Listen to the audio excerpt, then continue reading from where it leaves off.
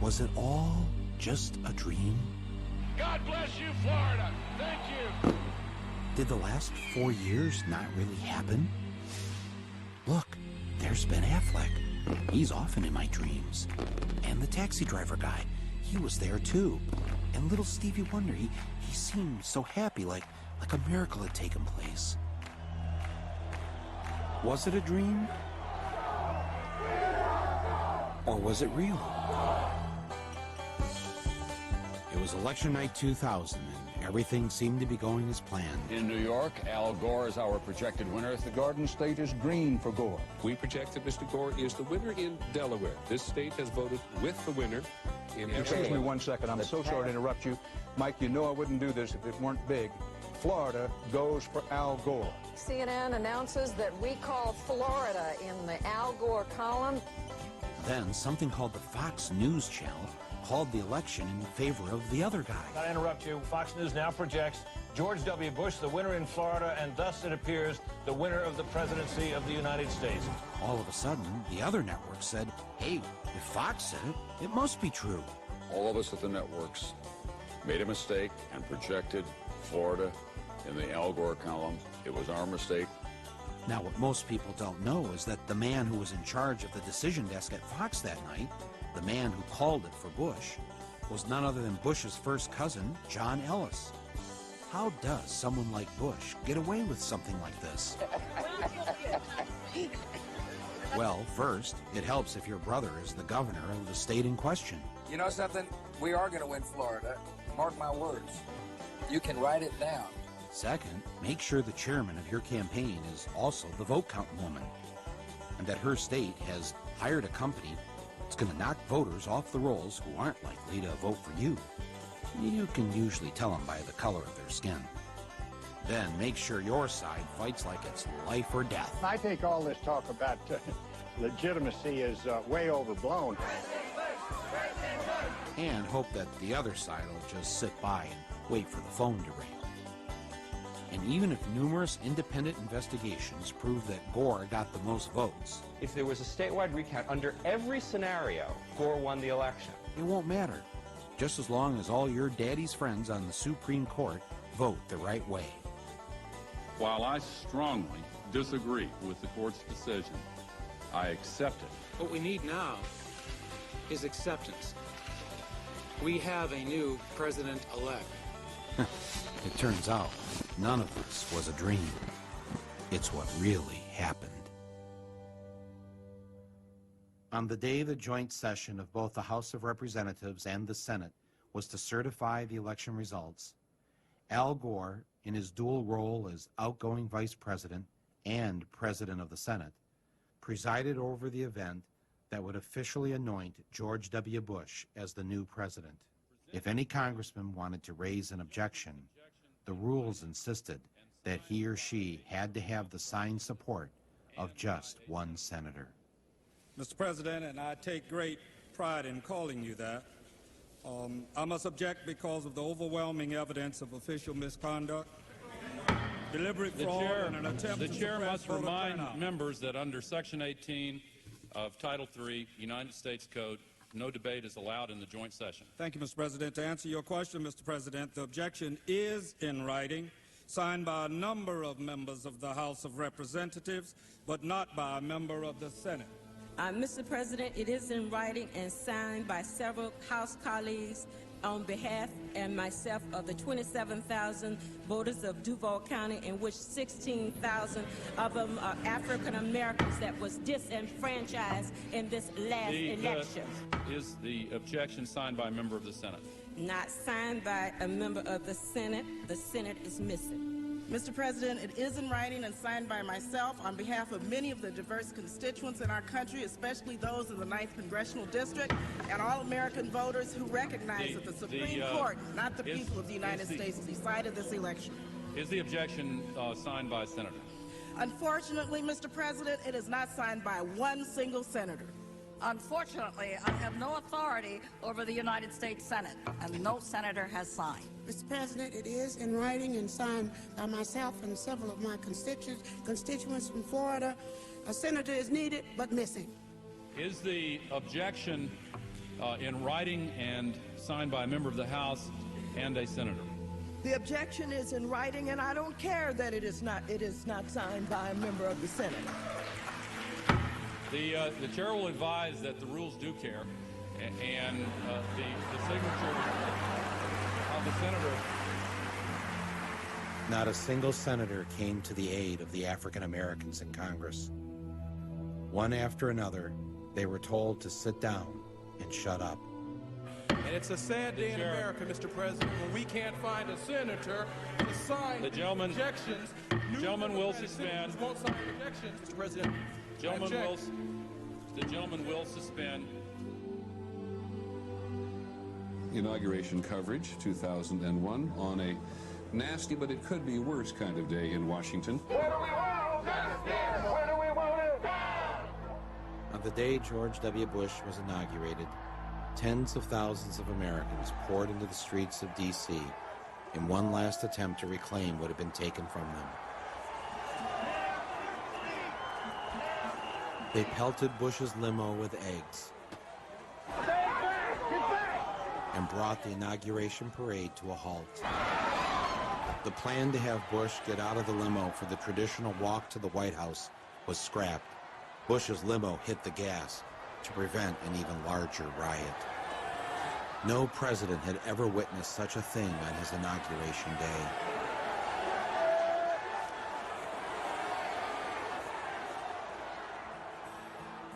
And for the next 8 months, it didn't get any better for George W. Bush. He couldn't get his judges appointed. He had trouble getting his legislation passed, and he lost Republican control of the Senate. His approval ratings in the polls began to sink. He was already beginning to look like a lame duck president. With everything going wrong, he did what any of us would do. He went on vacation.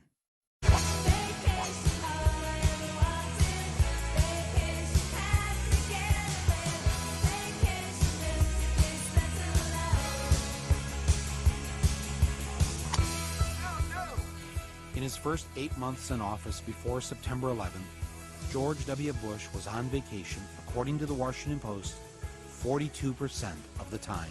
I hit every shot good. People would say I wasn't working. It was not surprising that Mr. Bush needed some time off. Being president is a lot of work. Got these folks that say you're loafing here in Texas, that you're taking too long of a vacation. They don't understand the definition of work then. I'm getting a lot done. Secondly, you don't have to be in Washington to work. It's amazing what can happen with telephones and faxes. And just a desk me and hug. Yeah. What are you doing the rest of the day? Karen Hughes is coming over. We're working on some things. And she'll be over here. We'll work on a few things, a few matters. I'm working on some initiatives. You'll see. I mean, there'll be some decisions that I will have made while I'm here, and we'll be announcing them as time goes on. The first time I met him, he had some good advice for me. Governor Bush, it's Michael Moore. Behave yourself, will you? Don't find real work. And work was something he knew a lot about. Anybody want some grits? Relaxing at Camp David, yachting off Kenny Bunkport. How you doing? Or being a cowboy on the ranch in Texas. I love the nature. I love to get in the pickup truck with my dogs. Oh, hi. George Bush spent the rest of August at the ranch, where life was less complicated. Armadillo loved to dig the soil looking for bugs. And so I went out there the other day, and there was Barney buried in his hole, chasing an armadillo. It was a summer to remember. And when it was over, he left Texas for his second favorite place. On September 10th, he joined his brother in Florida, where they looked at files and met important Floridians. He went to sleep that night in a bed made with fine French linens.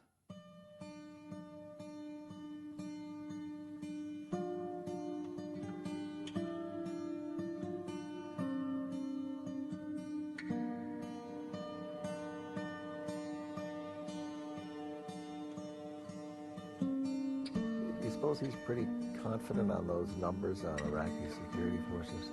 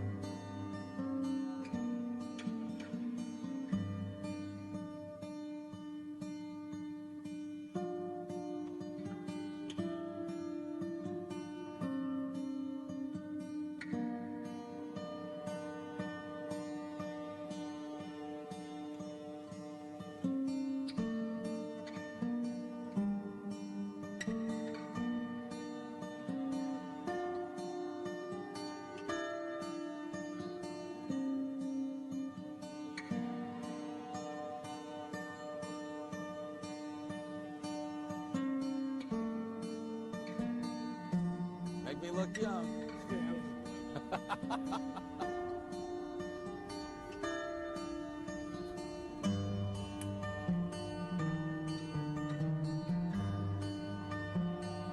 Yeah, I got a little sort of air noise. Yeah, just don't turn it up too much so I don't want to blow my head off.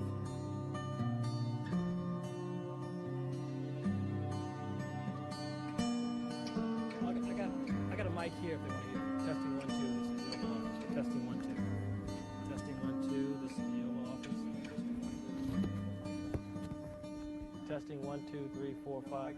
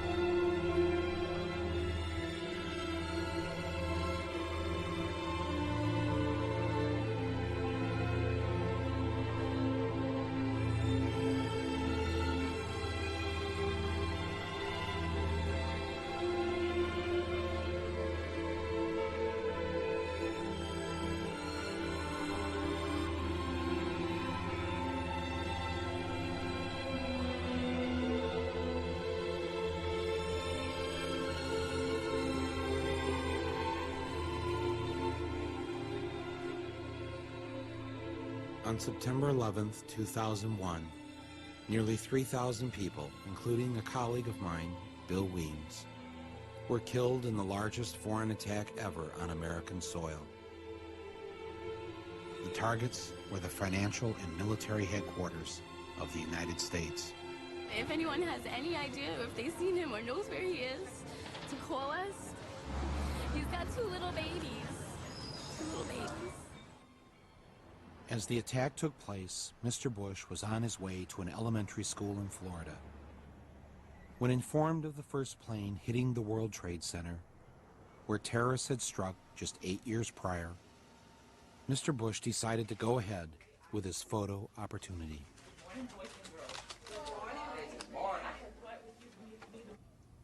Read this word the fast way. Get ready. Yes, ma'am. Get ready. Okay, get ready to read the words on this page without making a mistake. When the second plane hit the tower, his chief of staff entered the classroom and told Mr. Bush, the nation is under attack. Not knowing what to do, with no one telling him what to do, and no Secret Service rushing in to take him to safety, Mr. Bush just sat there and continued to read My Pet Goat with the children.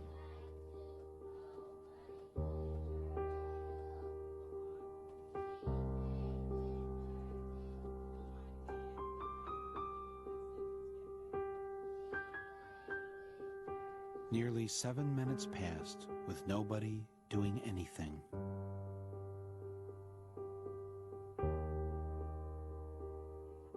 As Bush sat in that Florida classroom, was he wondering if maybe he should have shown up to work more often?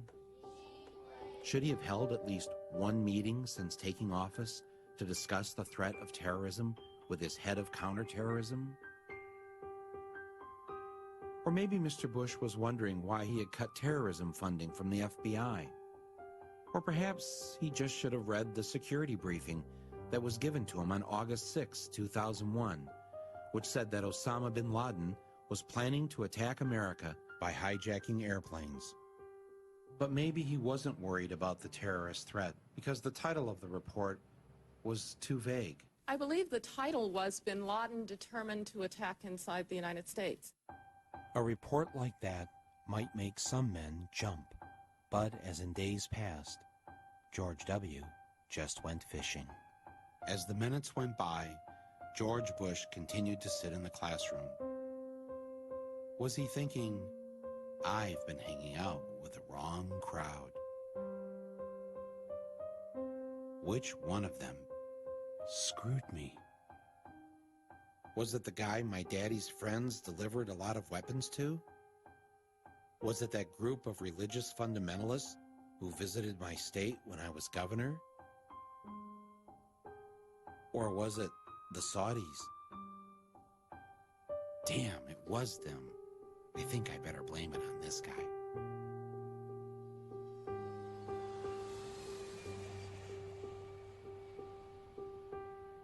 In the days following September 11th, all commercial and private airline traffic was grounded.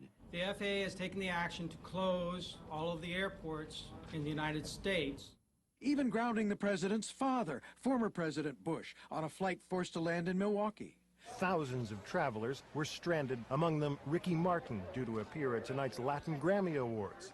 Not even Ricky Martin could fly. But really, who wanted to fly? No one. Except the Bin Ladens. We gotta get out of this place. If it's the last thing we ever do. We had some airplanes authorized at the highest levels of our government to fly to pick up Osama bin Laden's family members and others from Saudi Arabia and transport them out of this country. It turns out that the White House approved planes to pick up the Bin Ladens and numerous other Saudis. At least 6 private jets and nearly 24 commercial planes carried the Saudis and the Bin Ladens out of the U.S. after September 13th. In all, 142 Saudis, including 24 members of the Bin Laden family, were allowed to leave the country. Osama's always been portrayed as the bad apple, the black sheep in the family, and that they cut off all relationship with him around 1994. In fact, things are much more complicated than that. You mean Osama has had contact with other family members? That's right. In the summer of 2001, just before 9/11, one of Osama's sons got married in Afghanistan, and several family members showed up at the wedding. Bin Laden. That's right. So they've not cut off completely. That's really an exaggeration.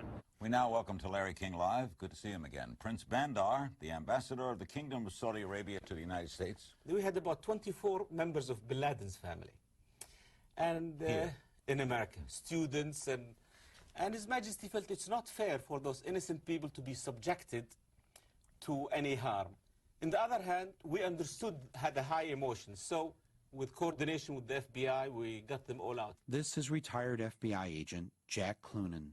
Before 9/11, he was a senior agent on the joint FBI-CIA Al-Qaeda task force. I, as an investigator, would not want these people to have left.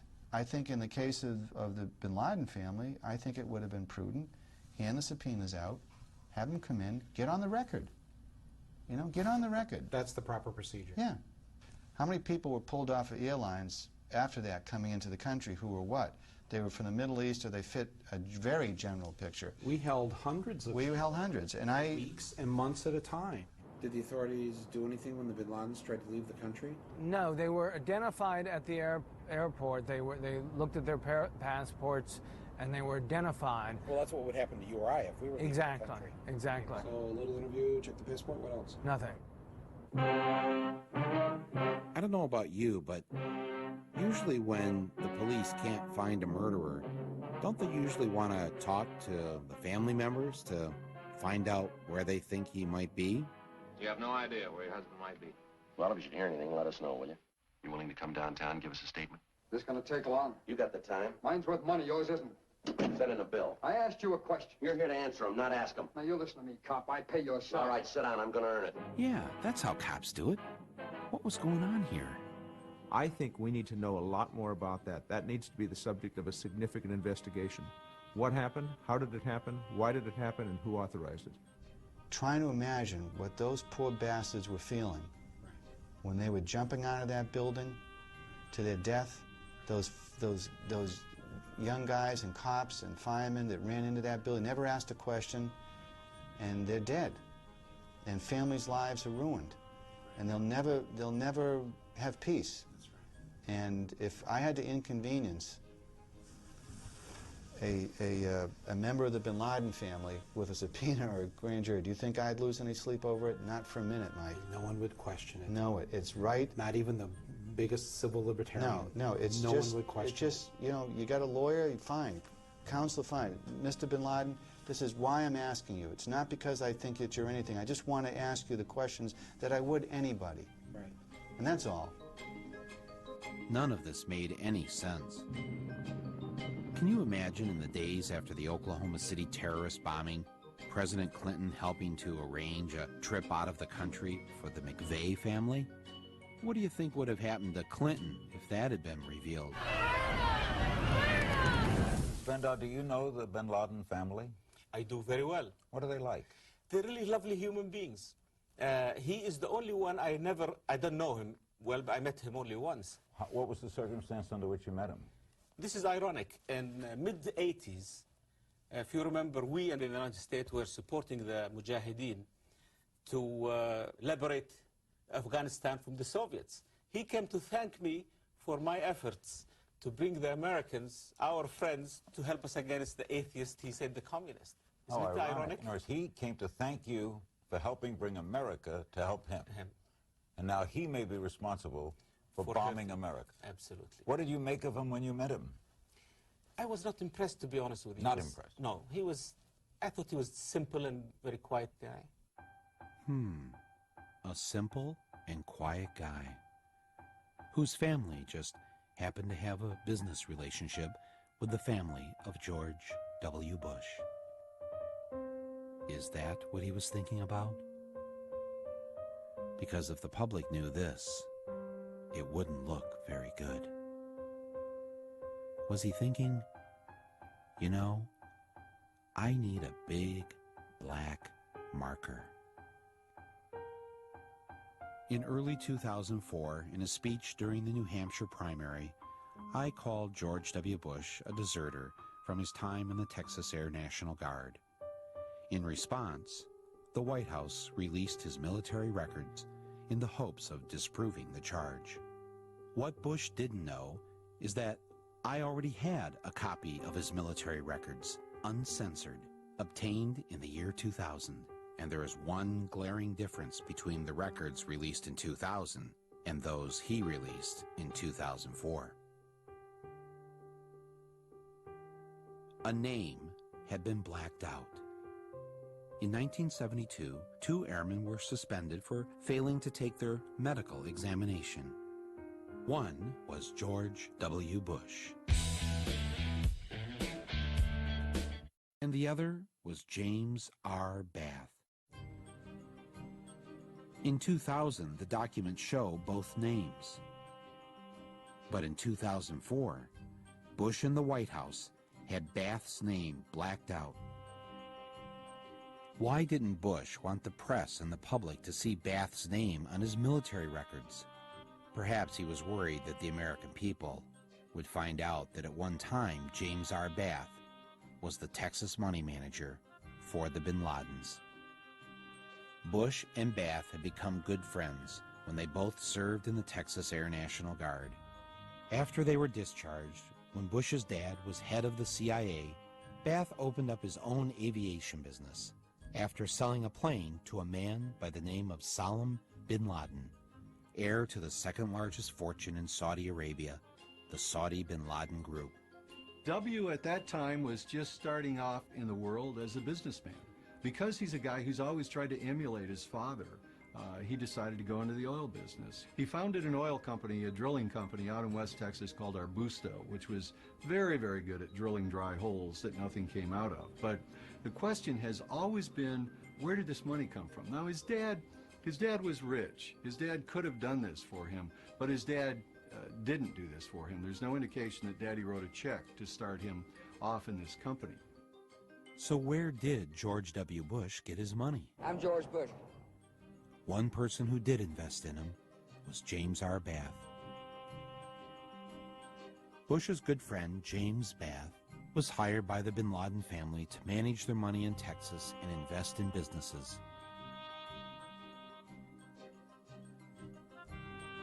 And James Bath himself, in turn, invested in George W. Bush. Bush ran Arbusto into the ground, as he did every other company he was involved in, until finally one of his companies was bought by Harken Energy, and they gave him a seat on their board. A lot of us have suspected through the years that there has been Saudi oil money involved in all of these companies. Harken, Spectrum 7, Arbusto Drilling, all of the Bush companies. Whenever they got into trouble, there were these angel investors who flowed money into the companies. So the question is, why would Saudis, who had all the oil in the world, go around the globe to invest in this lousy oil company? And the thing is, it had one big asset. Harken had one thing going for it, which is that George W. Bush was on its board of directors at a time when his father was president of the United States. When you're the president's son and you've got unlimited access combined with some credentials from a prior campaign, in Washington, D.C., people tend to respect that. I mean, access is power. And I can find my dad and talk to him any time of the day. Yes, it helps to be the president's son, especially when you're being investigated by the Securities and Exchange Commission. In 1990, when Mr. Bush was a director of Harken Energy, he received this memo from company lawyers warning directors not to sell stock if they had unfavorable information about the company. 1 week later, he sold $848,000 worth of Harken stock. 2 months later, Harken announced losses of more than $23 million. The James Baker law partner who helped Bush beat the rap from the SEC was a man by the name of Robert Jordan, who, when George W. became president, was appointed ambassador to Saudi Arabia. After the Harken debacle, the friends of Bush's dad got him a seat on another board of a company owned by the Carlyle Group. We wanted to look at which companies actually gained from September 11th. Turned up this company, Carlyle Group. The Carlyle Group is a multinational conglomerate that invests in heavily government-regulated industries like telecommunications, healthcare, and particularly defense. Both George W. Bush and George H.W. Bush worked for the Carlyle Group, the same company that counted the bin Laden family among its investors. Carlyle Group was holding its annual investor conference on the morning of September 11th in the Ritz-Carlton Hotel in Washington, D.C. At that meeting were all of the Carlyle regulars. James Baker, likely John Major, definitely George H.W. Bush, though he left the morning of September 11th. Shafiq bin Laden, who is Osama bin Laden's half-brother, and was in town to look after his family's investments in the Carlyle Group. All of them together in one room watching as the planes hit the towers, and that in fact the bin Laden family was invested in one of their defense funds, which ironically meant that as the United States started increasing its defense spending, the bin Laden family stood to gain from those investments through the Carlyle Group. Our Commander-in-Chief, President George W. Bush. With all the weapons companies it owned, the Carlyle Group was, in essence, the 11th largest defense contractor in the United States. Thanks a lot. It owned United Defense, makers of the Bradley Armored Fighting Vehicle. September 11th guaranteed that United Defense was going to have a very good year. Just 6 weeks after 9/11, Carlyle filed to take United Defense public, and in December made a one-day profit of $237 million.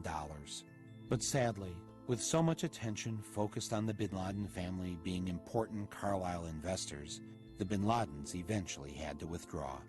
Bush's dad, though, stayed on as senior advisor to Carlyle's Asia board for another 2 years. As unseemly as it seems to know that George H.W. Bush was meeting with the bin Laden family while Osama was a wanted terrorist, well before September 11th. It's very discomforting for Americans to know that.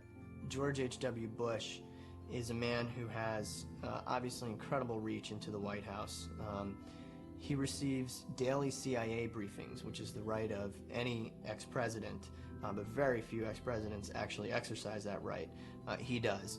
And I think in a very real way, they are benefiting from the confusion that arises when George H.W. Bush visits Saudi Arabia on behalf of Carlyle and meets with the royal family and meets with the bin Laden family. Is he representing the United States of America, or is he representing an investment firm in the United States of America, or is he representing both? This company is about money. It's not about conspiracies to run the world or engineer political maneuvering and things like that. It's about making money, and it's about making a lot of money, and they've done very well. I can get you on the record on this question. In the White House view, there's no ethical conflict in former President Bush and former Secretary of State Jim Baker using their contacts with world leaders to represent one of the most well-known military arms dealers, the Carlyle Group. The President has full faith that his family will conform with all proper ethics laws, and will act properly in their conduct. Okay, so let's say one group of people, like the American people, pay you $400,000 a year to be President of the United States. But then another group of people invest in you, your friends, and their related businesses $1.4 billion over a number of years. Who are you going to like? Who's your daddy?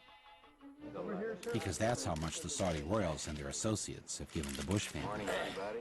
Oh, we know it's Their friends. How are you, sir? And their related businesses in the past 3 decades. Seems like a very nice reunion with friends. Is it rude to suggest that when the Bush family wakes up in the morning, they might be thinking about what's best for the Saudis instead of what's best for you or me? Because $1.4 billion just doesn't buy a lot of flights out of the country. It buys a lot of love.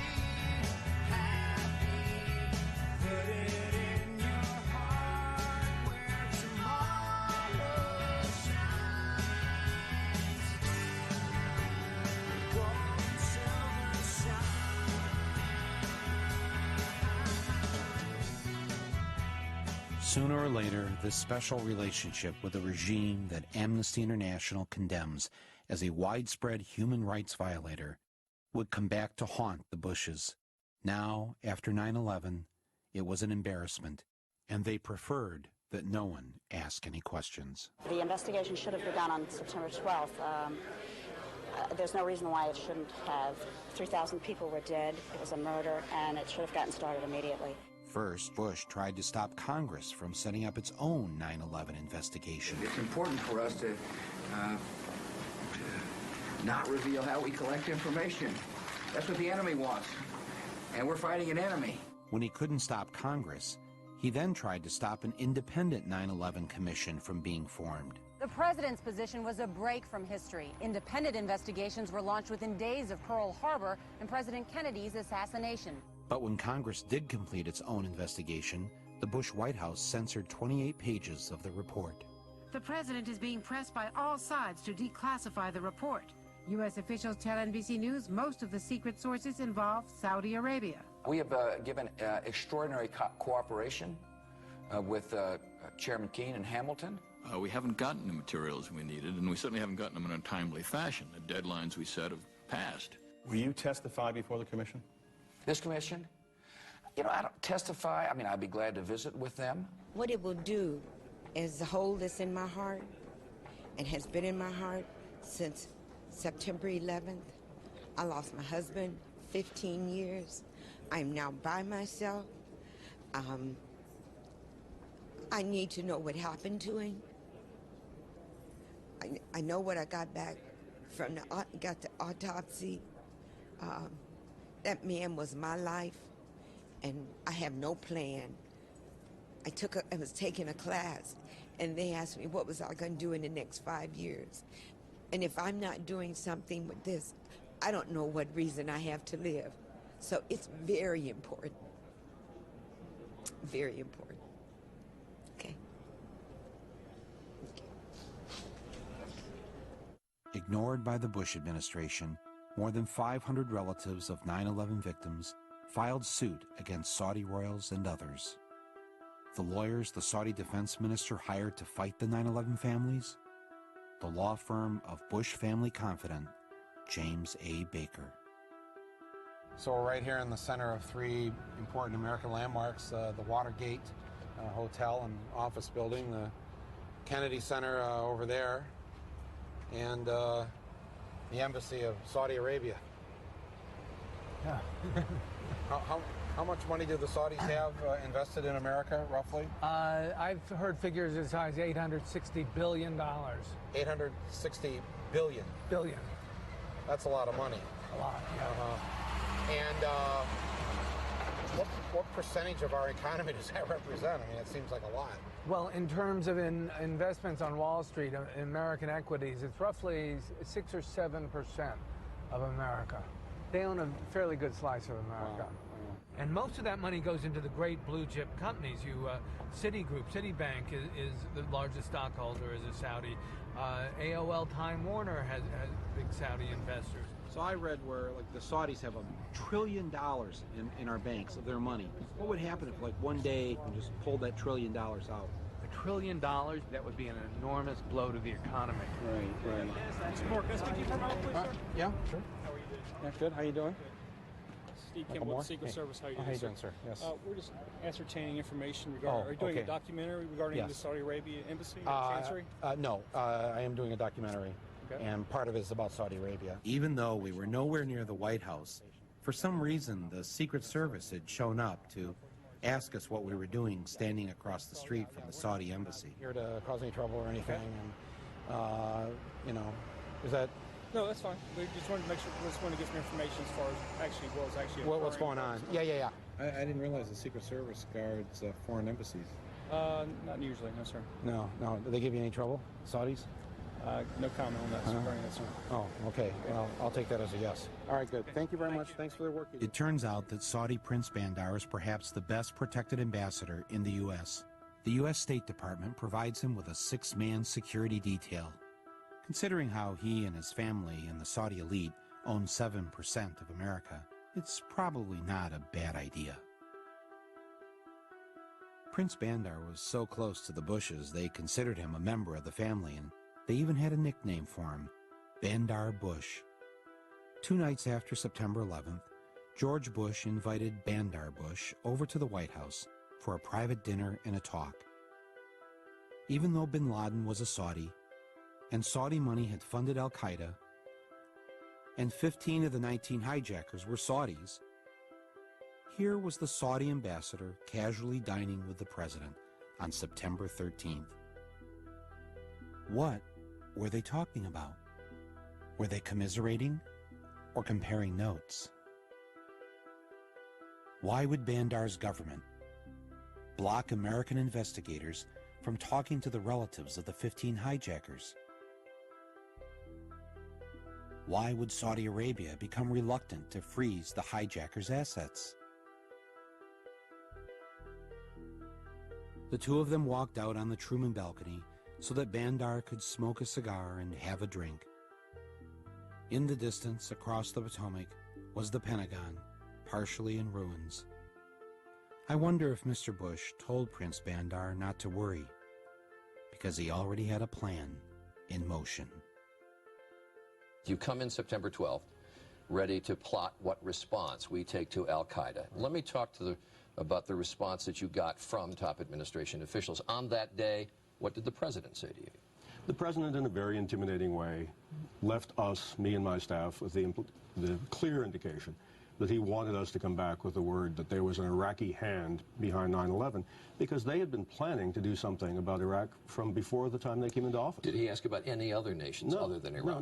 No, not at all. It was Iraq, Saddam, find out, get back to me. And were his questions more about Iraq than about al-Qaeda?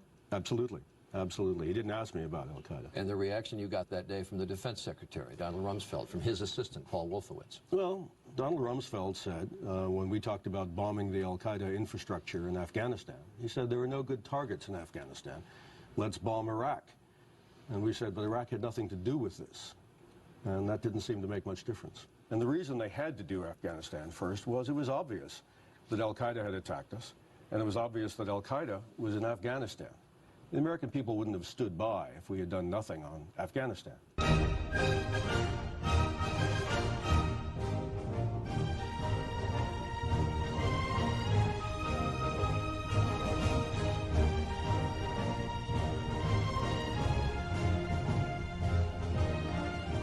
The United States began bombing Afghanistan just 4 weeks after 9/11. Mr. Bush said he was doing so because the Taliban government of Afghanistan had been harboring bin Laden. We will smoke them out of their holes. We're going to smoke them out. Smoke them out. We'll smoke him out of his cave. Let's rush him and smoke him out. For all his tough talk, Bush really didn't do much. But what they did was slow and small. They put only 11,000 troops into Afghanistan. There are more police here in Manhattan, than there are U.S. troops in Afghanistan. Basically, the president botched the response to 9/11. He should have gone right after bin Laden. The U.S. Special Forces didn't get into the area where bin Laden was for 2 months. 2 months? A mass murderer who attacked the United States was given a 2-month head start? Who in their right mind would do that? Dang. Anybody say nice shot? Nice shot. Hell of a shot. Or was the war in Afghanistan really about something else? Perhaps the answer was in Houston, Texas. In 1997, while George W. Bush was governor of Texas, a delegation of Taliban leaders from Afghanistan flew to Houston to meet with Unocal executives to discuss the building of a pipeline through Afghanistan, bringing natural gas from the Caspian Sea. And who got a Caspian Sea drilling contract the same day Unocal signed the pipeline deal? A company headed by a man named Dick Cheney, Halliburton. From the point of view of the U.S. government, this was kind of a magic pipeline because it could serve so many purposes. And who else stood to benefit from the pipeline? Bush's #1 campaign contributor, Kenneth Lay, and the good people of Enron. Only the British press covered this trip. Then, in 2001, just 5.5 months before 9/11, the Bush administration welcomed a special Taliban envoy to tour the United States to help improve the image of the Taliban government. You have imprisoned the women. It's a horror, let me tell you. And I'm really sorry to your husband. He might have a very difficult time with you. Here's the Taliban official visiting our State Department to meet with U.S. officials.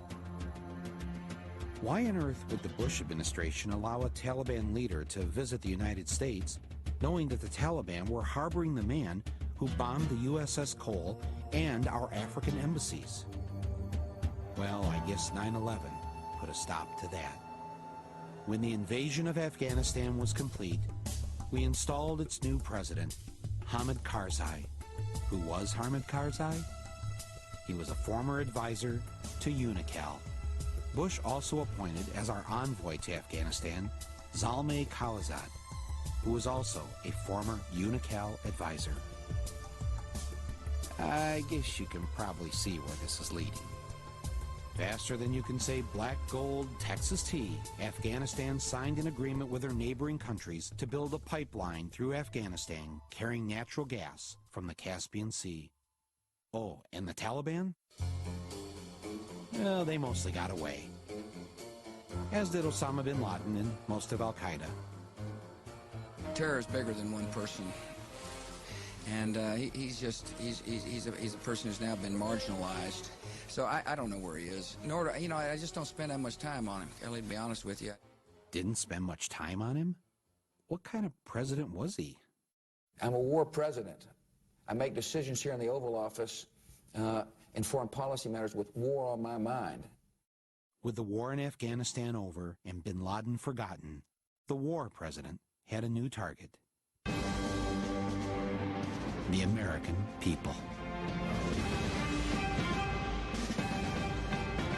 We've got an unusual terror warning from the feds to tell you about. Fox News has obtained an FBI bulletin that warns terrorists could use pen guns, just like in James Bond, filled with poison as weapons. Good evening, everyone. America is on high alert tonight, just 4 days before Christmas. A possible terror threat as bad as or worse than 9/11. But where? How?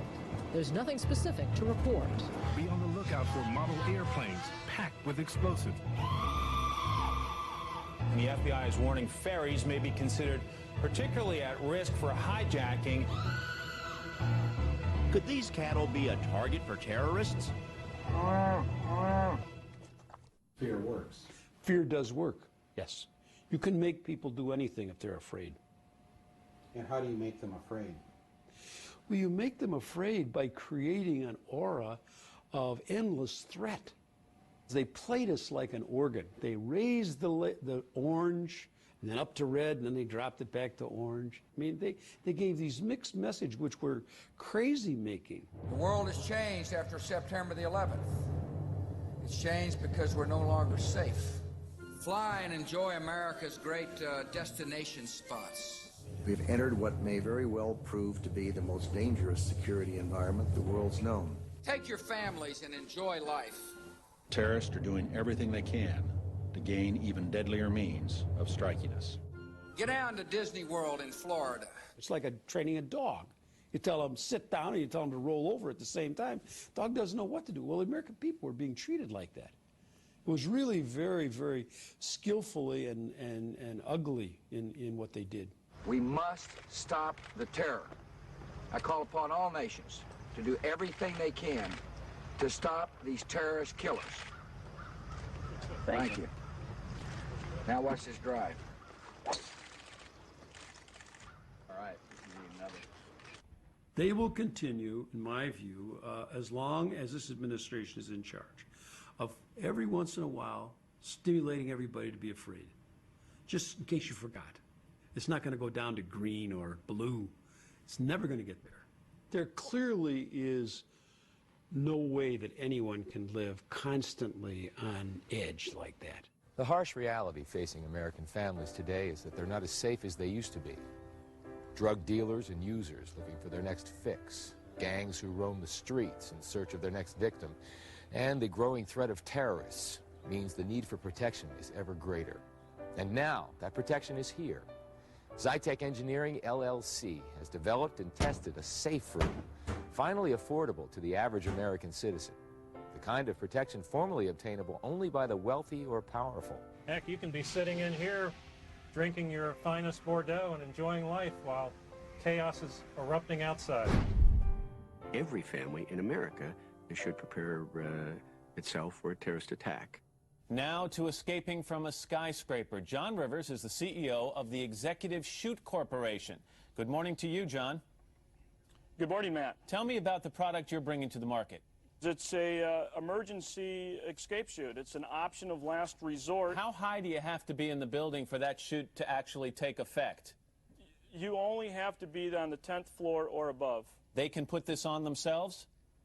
Right. They can put this on themselves in as easy as about 30 seconds. It's real easy to put on.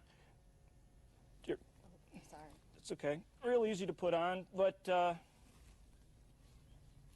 when you first get this chute, you're going to want to put it on and try it on a few times yourself. Jamie's having a little trouble putting that thing on, I want to mention. I mean, is this something that you honestly think in a moment of panic that someone can operate properly? Oh, yeah. Yeah, it is. This is actually, Jamie's probably never put this thing on before in her life, so it's okay. Don't worry about it. It's something that when you get it, you're going to want to put it on several times. Well, despite the raising of the terror alert level, residents here in Saginaw are continuing with their Christmas errands. Frances Stroik and her family do some last-minute holiday shopping, knowing that Al-Qaeda is planning to attack America. She says being in Saginaw doesn't make her feel any safer than if she was in New York City.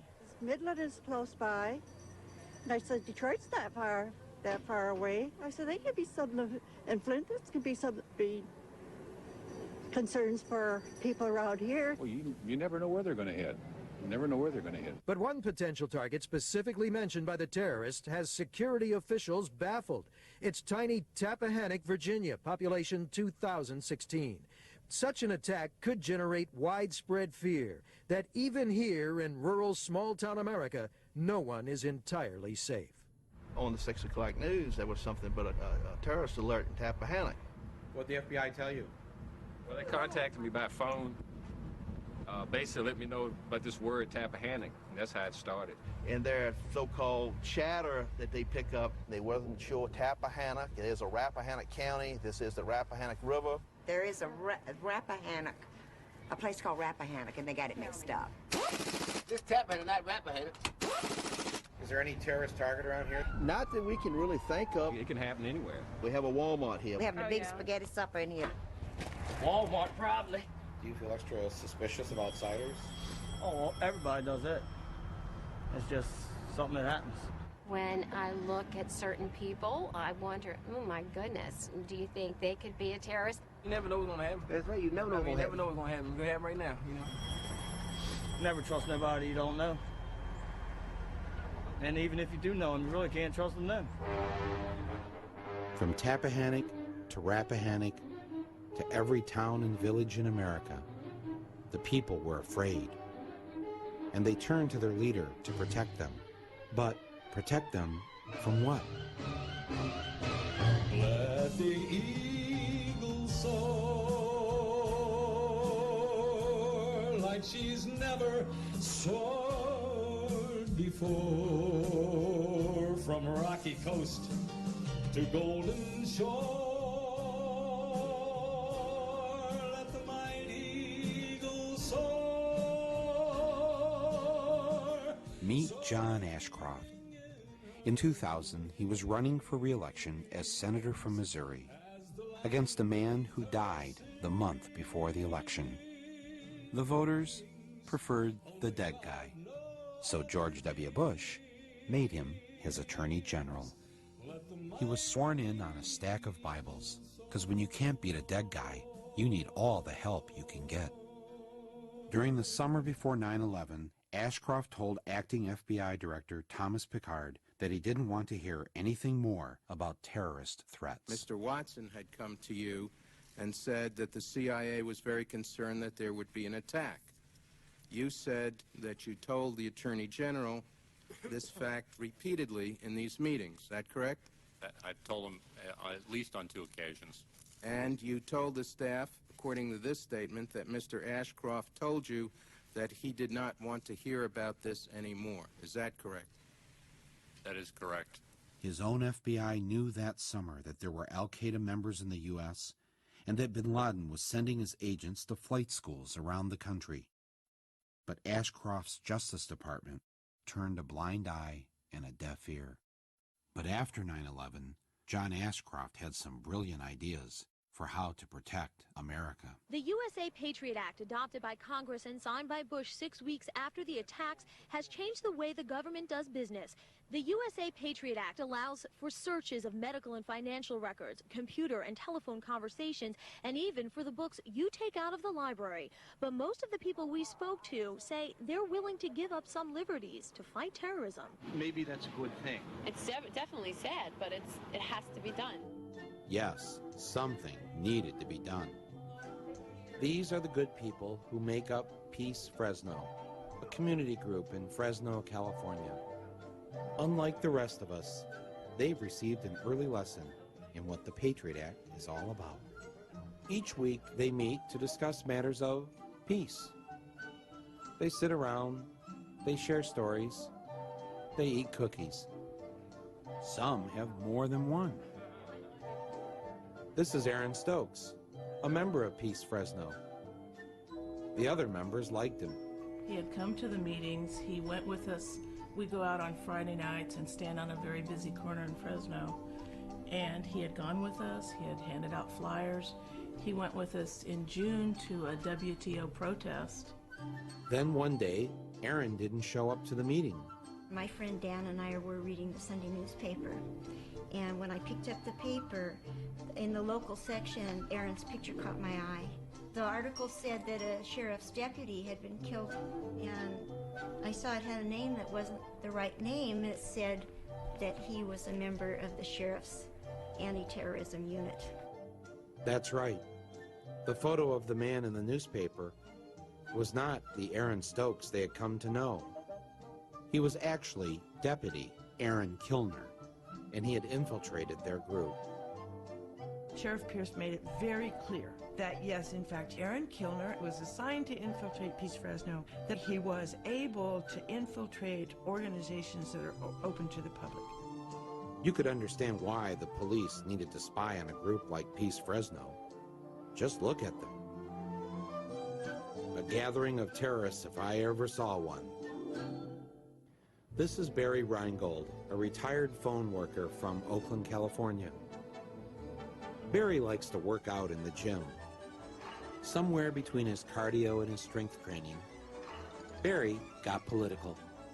We're up in the gym, and it was after we were working out, and a number of us were talking about 9/11 and Afghanistan and bin Laden, and someone said, bin Laden's a real asshole for murdering those people. And I said, yeah, that's true, but he'll never be as big an asshole as Bush, who bombs all over the world for oil profits. Barry didn't have to worry about the police spying on him. His fellow weightlifters were more than willing to turn him in. I was taking a nap, and I guess it was 1:30, 2 o'clock in the afternoon, and they came to my place, and I said, well, who's there? And I said, the FBI. I said, the FBI? I mean, why are they here? Yes, the FBI had come to see Barry, and they weren't there to jazzercise. The FBI said, have you been talking to people about 9/11 and about bin Laden and oil profits in Afghanistan? I said, a lot of people are talking about these things. I feel my rights have been, trampled on. I mean, if you have something to say to me in the gym, well then, fine. Don't tell the FBI and they come to my apartment while I'm taking a nap. There's nothing to be ashamed of here. There's full transparency. There's nothing about the Patriot Act that I'm ashamed of in any way, shape, or form. I have a 1-800 number. Call me. I'm the guy you call if there's a violation or an abuse. If you've got a poster child on this, I want to see it. That's what I do. I'm hired by the people of the United States to provide oversight. I provide oversight. Trent Lott said the day the bill was introduced, maybe now we can do things we've wanted to do for the last 10 years. No, I've always, a dictatorship would be a heck of a lot easier. There's no question about it. I mean, they had all this on the shelf somewhere, ideas of things they would like to do.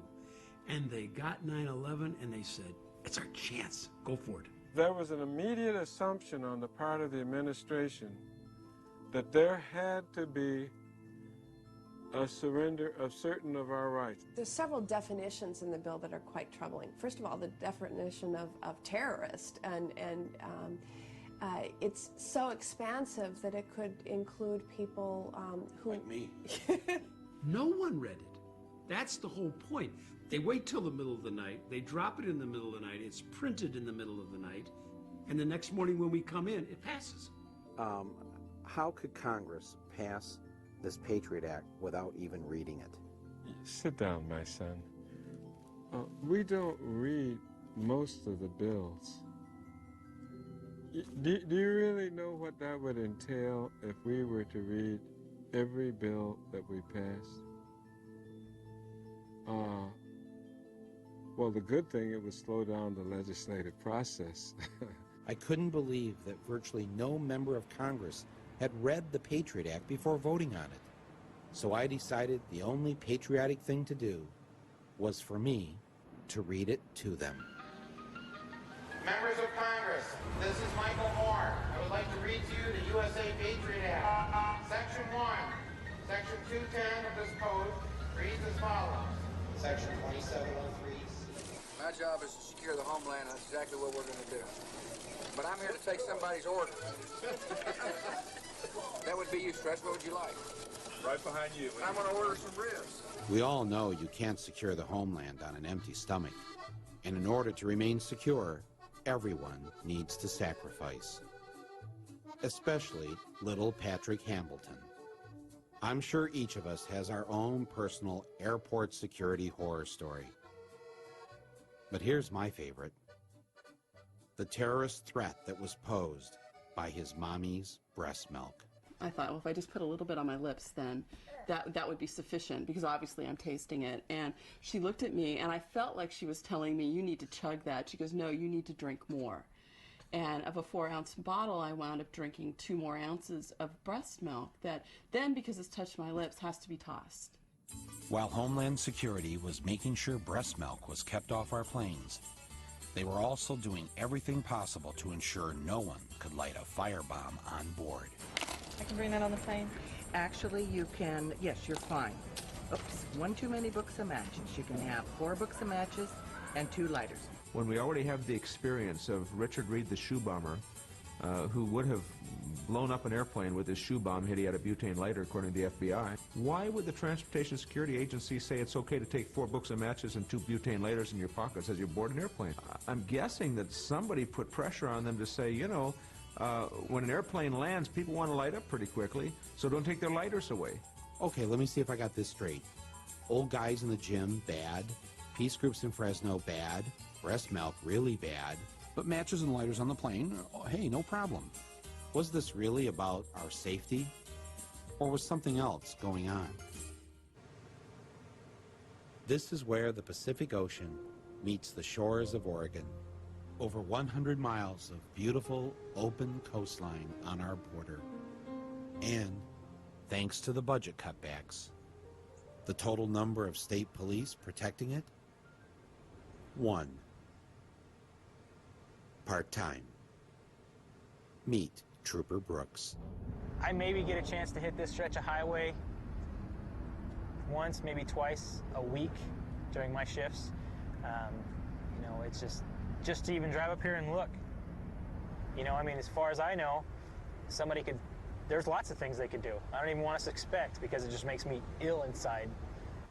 Back at the State Trooper Patrol Office, thanks to the budget cuts, Trooper Kenyon had to come in on his day off to catch up on some paperwork.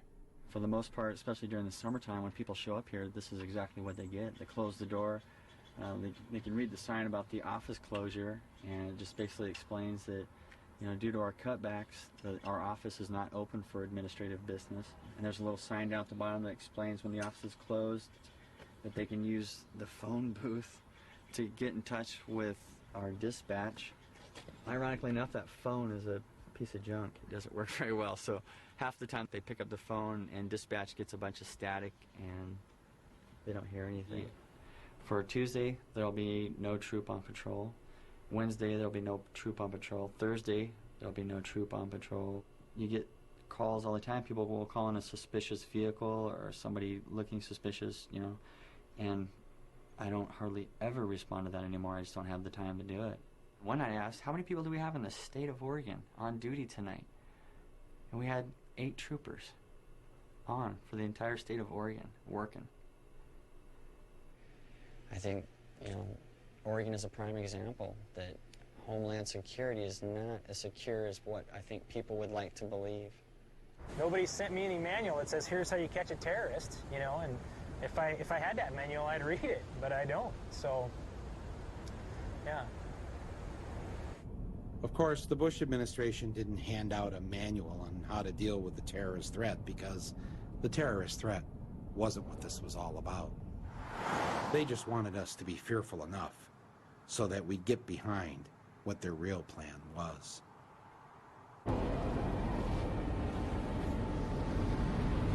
4 minutes. All right. All right. What time? 3 minutes. 30 seconds. 15 seconds. 10, 9, 8, 7, 6, 5, 4, 3, 2, 1. My fellow citizens,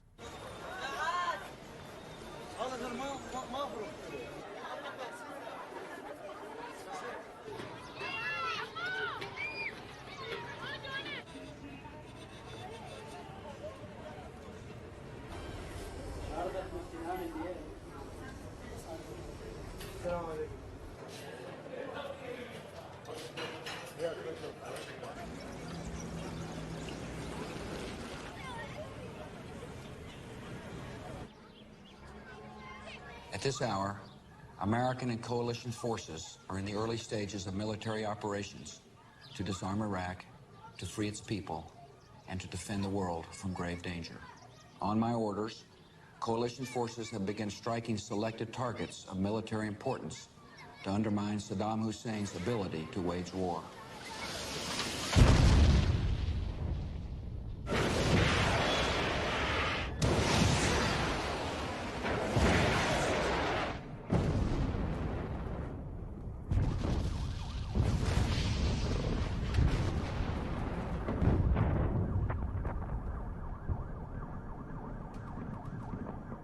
On March 19, 2003, George W. Bush and the United States military invaded the sovereign nation of Iraq, a nation that had never attacked the United States, a nation that had never threatened to attack the United States, a nation that had never murdered a single American citizen.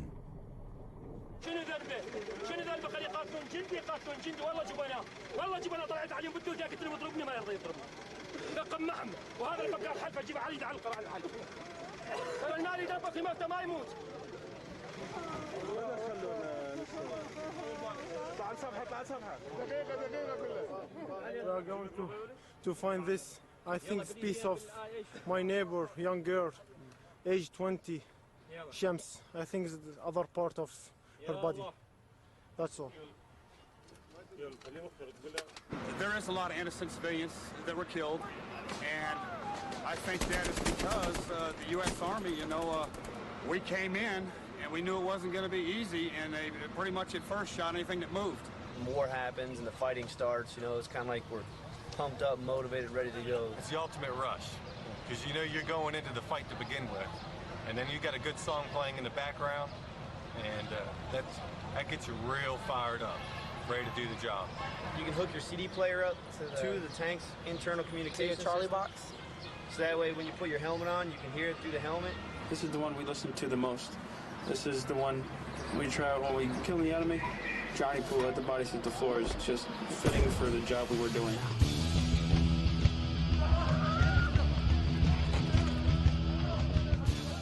We think the roof is on fire because basically it symbolized Baghdad being on fire, and at the time we wanted it to burn to get Saddam and his regime out. The roof is on fire. We don't need no water, let the motherfucker burn. Burn, motherfucker, burn. We don't need no water, let the motherfucker burn. Burn, motherfucker, burn. This is a whole totally different picture here, being pushed into the city, urban warfare in a tank, you know. Civilians. The civilians, it gets. You don't know who's friendly because we're not. Who's the enemy? This was a lot more real and true than just a video game. A lot of people thought it was just me. Oh yeah, look through the sight and shoot.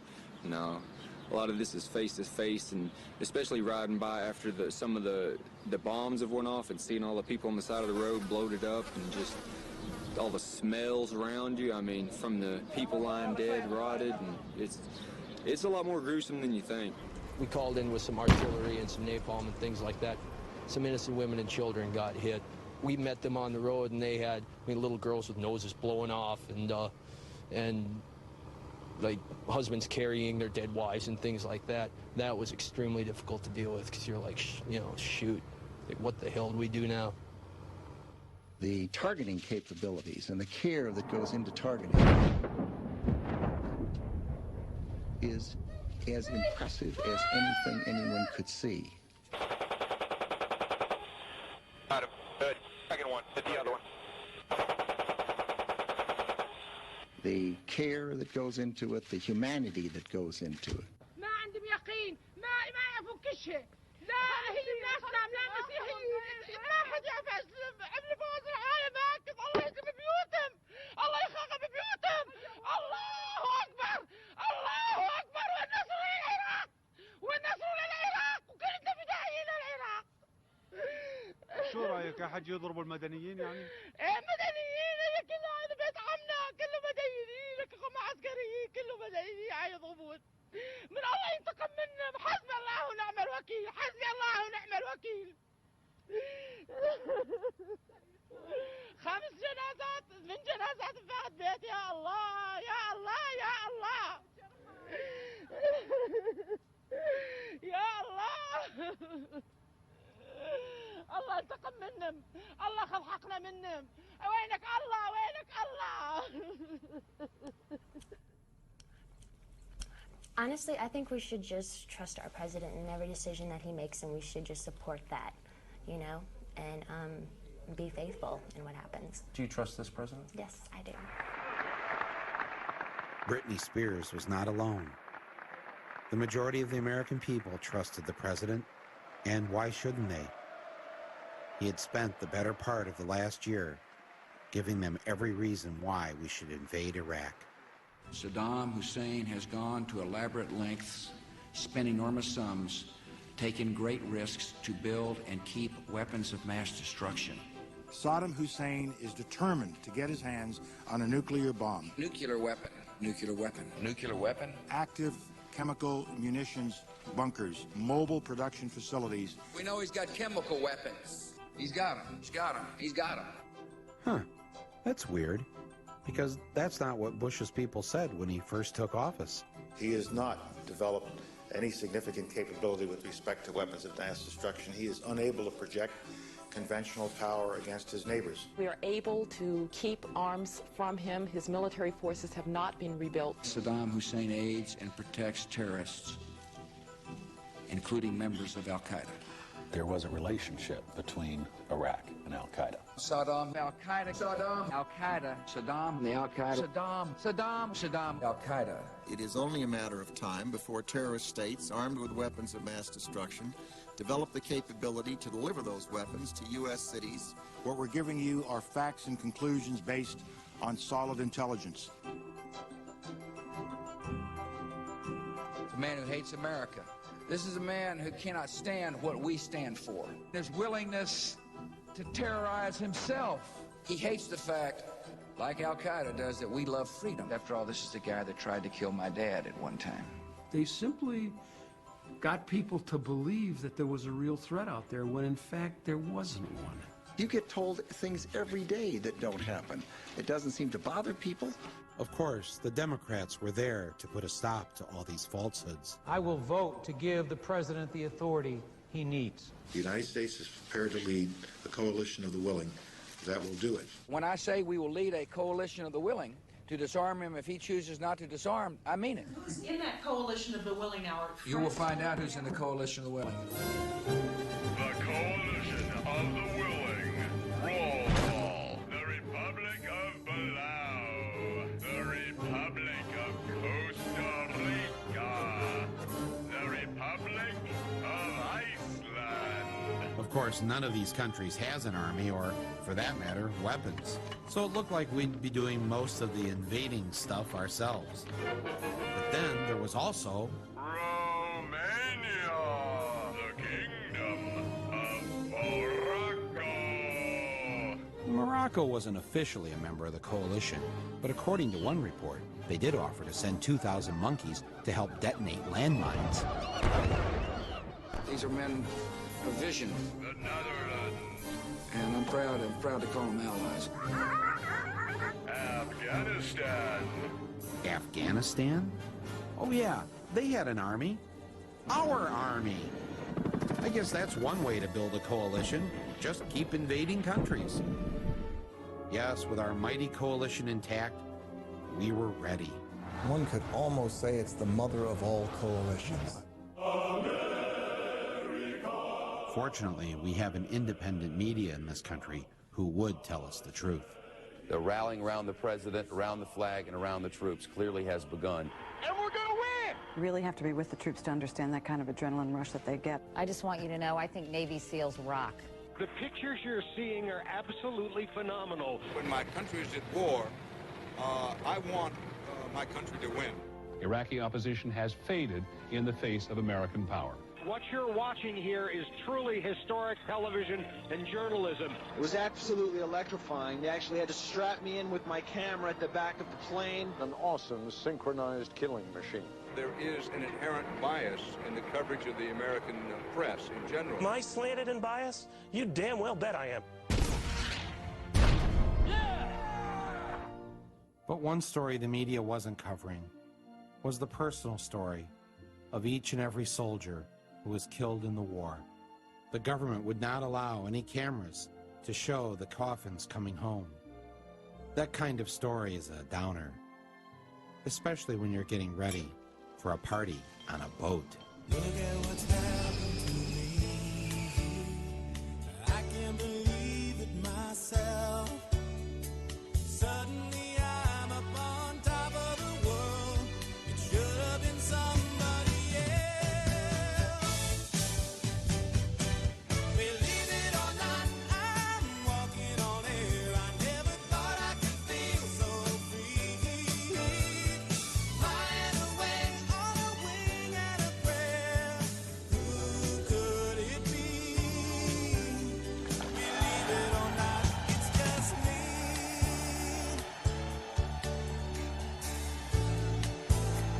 My fellow Americans, major combat operations in Iraq have ended. In the Battle of Iraq, the United States and our allies have prevailed.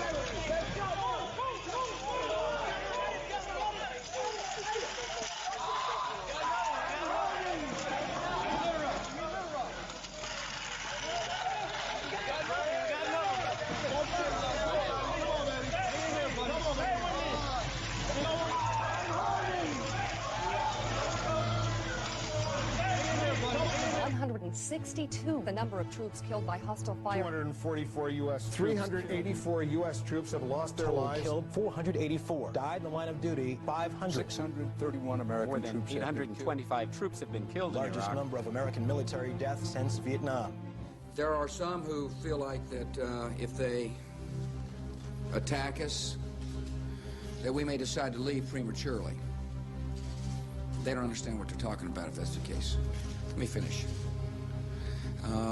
There are some who feel like that, the conditions are such that they can attack us there? My answer is bring them on.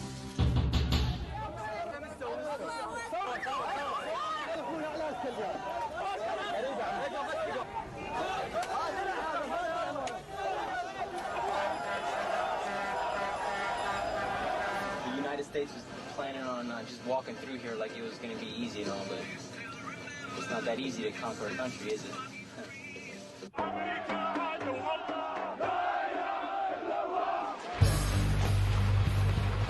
The renewed battle for control of Iraq raged for a fourth day today with street clashes in nearly every corner of the country. Iraq could become, quote, another Vietnam. Officials say they see evidence that Sunni and Shiite extremists might be joining forces. They're not happy they're occupied. I wouldn't be happy if I were occupied either. Everybody, here we go. Come on, party people. Throw your hands in the air.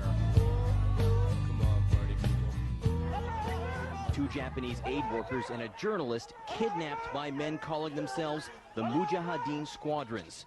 They threaten to burn the hostages alive if Japan does not withdraw its troops from Iraq within 3 days. What's happened? They attacked our convoy. What's your name? Hamill. Thomas. The Pentagon might keep up to 24,000 troops in combat beyond their tour. I know our numbers in the military have gone down. They talk about retention. Never really expected to be deployed this long. I don't think anybody did. I don't have any clue as to why we're still in Iraq. Donald Rumsfeld was here, I'd ask him for his resignation. With the war not going as planned and the military in need of many more troops, where would they find the new recruits? Military experts say 3 times the 120,000 U.S. troops now deployed would be needed to pacify and rebuild the country. They would find them all across America, in the places that had been destroyed by the economy, places where one of the only jobs available was to join the Army, places like my hometown of Flint, Michigan. And I was watching TV one day, and they showed like some of the buildings and areas that had been hit by bombs and things like that. And while watching, I got to thinking, like, it's parts of Flint that look like that. Exactly. And we ain't been in a war. Look at the neighborhood I live in. Most of them are abandoned. I mean, that's not right. You want to talk about terrorism? Come right here. President Bush right here. Come right here. He knows about this corner. I emailed him. At the end of January of '04, the unemployment rate in Flint was actually 17%, but you have to take into consideration as well that when your unemployment runs out, you're no longer counted. I would say that we're probably close to at least 50% not working or underemployed, because being underemployed is just as dangerous. So my family has gone through the welfare system. When it was Job Central in the mid-'80s, I came through the Job Training Partnership program here at Job Central, and I went to a secretary school. Years later, I'm the executive assistant to the president of the agency. Interesting. My mother used to tell me all the time that, why do you always go for the underdog? It was because the underdog is who needed me. People that don't have anything, that's who I have to fight for, and that's who I have fought for my entire life. I started taking my children and telling my children, the military is a good option. I can't afford to have you go to college. I cannot pay your way. Financial aid will not help you. So I, as a mother, started teaching my children about the options that the military could do. They would take them around the world. They would see all the things that I, as a mother, could not let them see. It would pay for their education that I, as their mother, and their father could not pay for them. Military is a good option for kids in Flint. Military is an excellent option for the people in the city of Flint. How many of you have a friend or a family member in the service? Anybody currently serving overseas? Brother of mine, my cousin. Yeah, cousin. Where's your brother? Iraq. Germany. My cousin got shipped off to Iraq like 3 days ago. Yeah. There's like a Army or Navy recruiter or Marines recruiter up there almost every week. It's in the lunchroom recruiting students from out the lunchroom. There are people with a calling. to serve 1 weekend a month and 2 weeks a year. Earning money for college. Protecting their community. In the Army National Guard, you can. I'm going into the Air Force myself. I'm going to take a year off probably after high school and then just go and make a career. I want to be an aircraft maintenance technician. I ran into a recruiter, and there was something I noticed about it, and this is kind of on another, it was just, I noticed it was odd. It was more like he was hiring me for a job than recruiting me for the Army. It was the way he approached me. He approached a friend of mine. I was in Borders, Books, and Music. He just came up, it was like he was sending us a business card. He had business cards made for the Army and everything.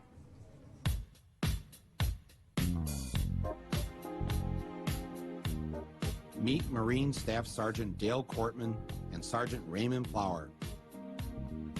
They are two of the many recruiters assigned to Flint, Michigan. They're very busy these days. Look at, he's running away already. Seeing this coming. Yeah. What do we got here? Need a little gangster. Yeah. We're heading over to the Cortland Mall right now. They decided not to go to the wealthier Genesee Valley Mall in the suburbs. They have a hard time recruiting young people there. Instead, they went to the other mall. Let's go in through Mervin's. In through Mervin's? And then we'll walk straight down. Back, and then go down to the lunchroom or whatever. Gents, you know we're looking at you, right? You guys ever think about joining up? Thought about going to college and playing basketball. Okay. You any good? Yeah. Oh, yeah. Especially basketball. Good. You can play ball for the Marine Corps as well. You know, travel around the world, getting on the Marine Corps basketball team. David Robinson was in the military as well. So, yeah, you can definitely hook it up. So Right now, there's somebody out there who wants to be a Marine but has no idea how to do it. where you work at? I work at KOC on Sweet. Dorton Lapeer. You can hook us up with some deals. Yes. They're waiting to get recruited. I don't know. I was probably going to try to get a little career in music or something. Career music. Maybe we can get you a career in music, you know, let the Marines go for it. I'm sure you know who Shaggy is, right? Yeah. You know anything about him? Yeah, he the Jamaican. Yeah? How about a former Marine? Oh. Did you know it? You definitely need to know discipline if you're going to get into music. Yeah, I understand. Especially discipline with the money. When you make $1 million, you need to manage that money. So come in the office, we can sit down and talk, show you everything we know about the Marines. Sound like a plan? What do you got going on later this afternoon? How about tomorrow? We say right around 10 o'clock Monday morning. Yeah, that sounds pretty good. Okay. You want me to come pick you up? Better to get them when they're ones and twos. Hey, pal. And work on them that way. How are you? Ladies, you ready to join up? Green hat right behind us. Looks young. He's young. Yeah. In town. Yeah. We got two over here. Yeah. Right over by the red van. Yeah. You go that way, I go this way, we corner them. You're in the 9th grade. Yes, sir. Man, you look older than 9th grade, so. Yes, sir. All right. Here's my card. You ever thought about being a Marine, man? I thought about it. I got a wife and kid now, so. Okay. Even more reason to join up. What I want to do, man, real quick, is just get some information from you so I can scratch you off my list saying I've already talked to you and you know you're not interested. Is that cool? All right.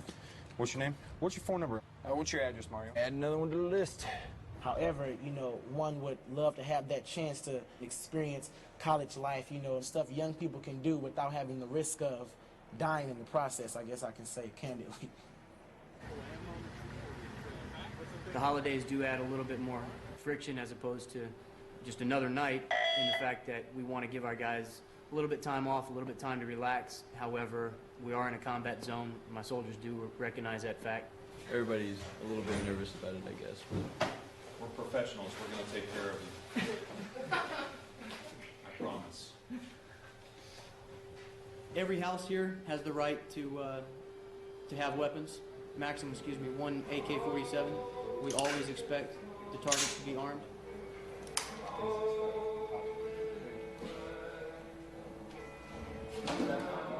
Rock and roll. Fucking bolt cutters. This goddamn thing, crack doors open. Pop this in there. You better watch out. You better not cry. You better not pout. I'm telling you why. Santa Claus is coming to town. Gather round. He's making a list, checking it twice.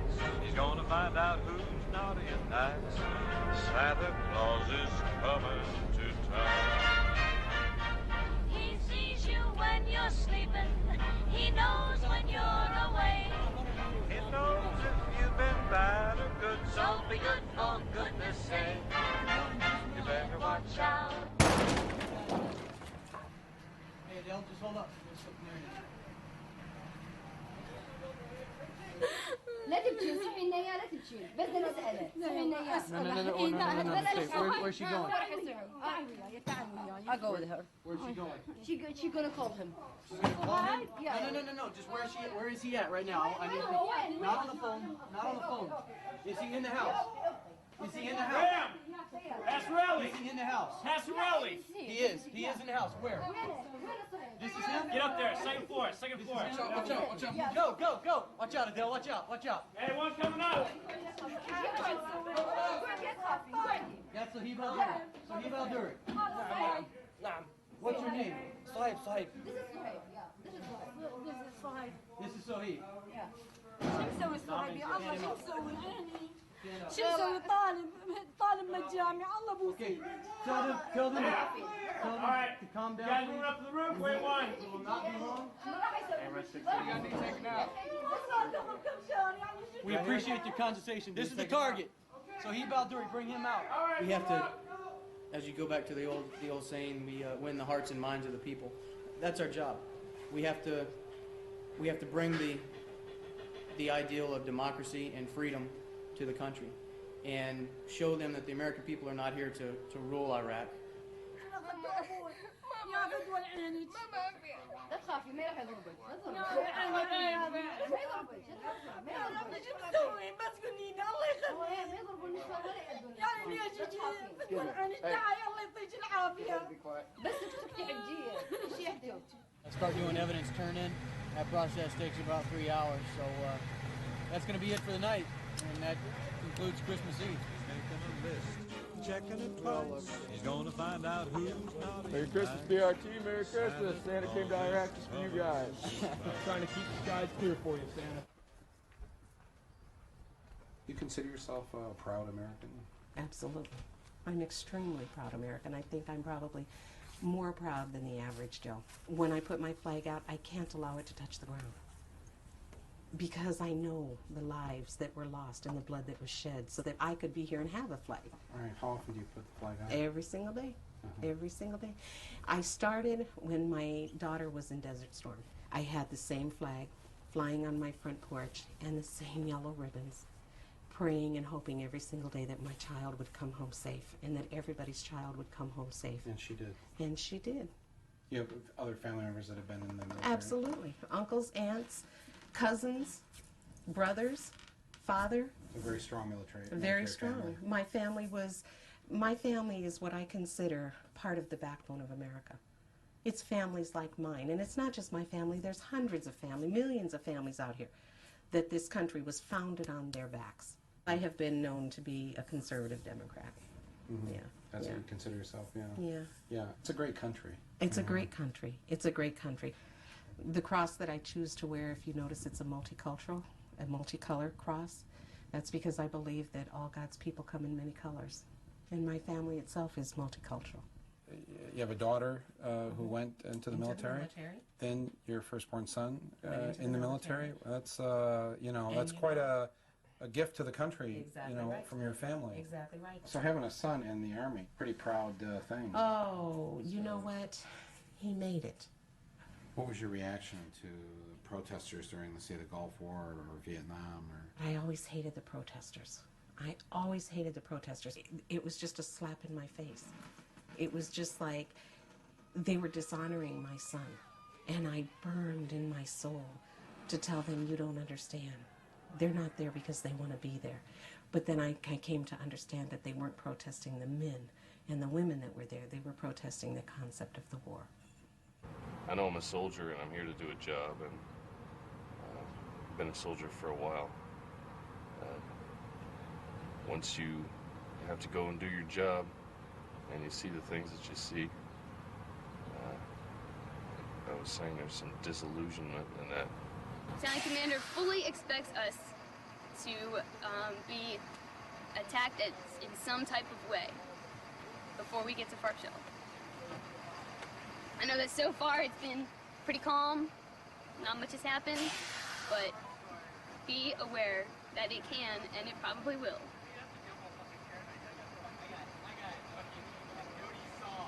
they're beginning to organize themselves just in neighborhoods. The kids get together a lot. Well, I can't say kids, but guys about 17, 18, starting to come together. And they hate us, just why I'm not really sure. Immoral behavior breeds immoral behavior. When a president commits the immoral act of sending otherwise good kids to war based on a lie, this is what you get. Hey, is it ticklish? Don't tell me you know what it is. That motherfucker still has a heart on. Some mother. Why are you touching somebody else? He touched his dick.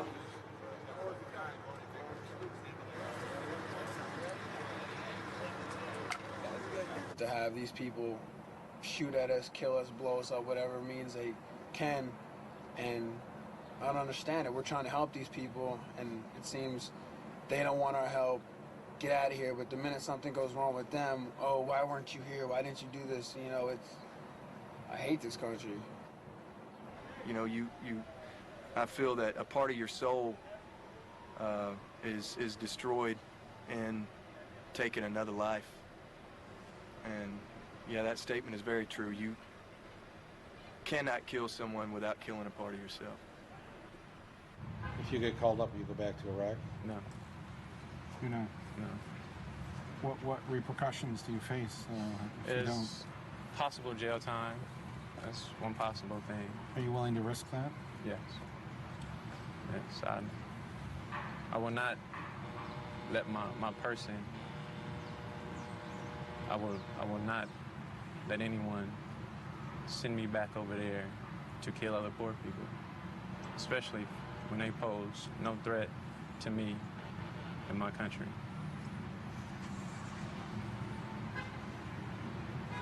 I won't do it. This is an impressive crowd, the haves and the have-mores. Some people call you the elite. I call you my base.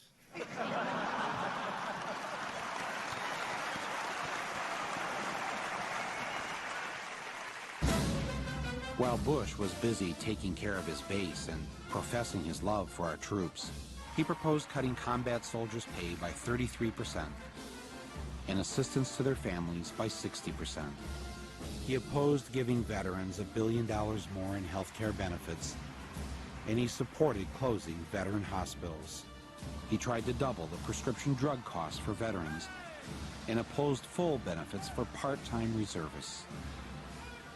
And when Staff Sergeant Brett Petrikin from Flint was killed in Iraq on May 26th, the Army sent his last paycheck to his family, but they docked him for the last 5 days of the month that he didn't work because he was dead.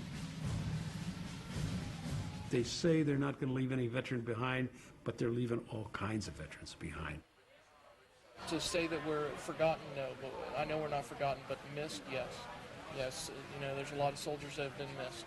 You know, they've been skipped over, that didn't get the proper coverage that they deserve. They have a death toll, but they're not showing the amount of people that's being injured or being amputated because of the injuries, you know. Like, I still feel like I have hands. Yeah. And the pain is like my hands are being crushed in a vice.